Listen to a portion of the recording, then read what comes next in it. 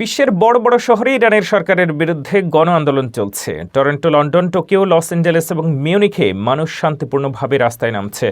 তারা গণতন্ত্র এবং সরকার পরিবর্তনের দাবিতে স্লোগান দিচ্ছে। নির্বাসিত ইরানি প্রিন্স এবং আন্তর্জাতিক নেতারা আন্দোলনকে সমর্থন জানাচ্ছেন। এই শান্তিপূর্ণ বিক্ষোভ মানবাধিকার রক্ষা এবং গণতন্ত্র প্রতিষ্ঠায় গুরুত্বপূর্ণ বার্তা দিচ্ছে। বিশ্বজুড়ে ইরানের সরকারের বিরুদ্ধে বিশাল আন্দোলন চলছে। টরন্টো, লন্ডন, টোকিও এবং লস অ্যাঞ্জেলেস ও মিউনিক সহ বড় শহরের মানুষ শান্তিপূর্ণভাবে রাস্তায় নামছে। তারা গণতন্ত্র চাই এবং সরকার বদলাও স্লোগান দিচ্ছে। মিউনিকে প্রায় 2,50,000 মানুষ অংশ নিয়েছে, যেখানে মিউনিক নিরাপত্তা সম্মেলনের পটভূমি ছিল। নির্বাসিত ইরানি ক্রাউন প্রিন্স রেজা পেলাভি আন্দোলনকে সমর্থন জানিয়েছেন। তিনি বলেন, জনগণ সরকার পরিবর্তনের পথে একত্রিত হচ্ছে এবং যুক্তরাষ্ট্র তাদের পাশে থাকবে।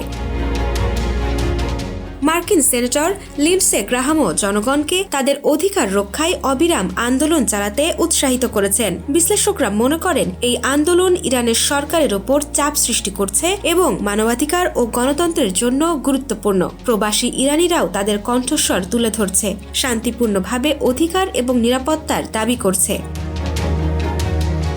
এই আন্দোলন দেখাচ্ছে, যখন সরকার জনগণকে চুপ করাতে চায়, তখন জনগণ শেষ পর্যন্ত তাদের কণ্ঠস্বর ফিরে পায়। এটি কেবল স্থানীয় নয়, এটি একটি বিশ্বব্যাপী বার্তা। মানুষ শান্তিপূর্ণভাবে আন্দোলন চালিয়ে গণতন্ত্র, ন্যায় এবং মানবাধিকারের জন্য লড়ছে।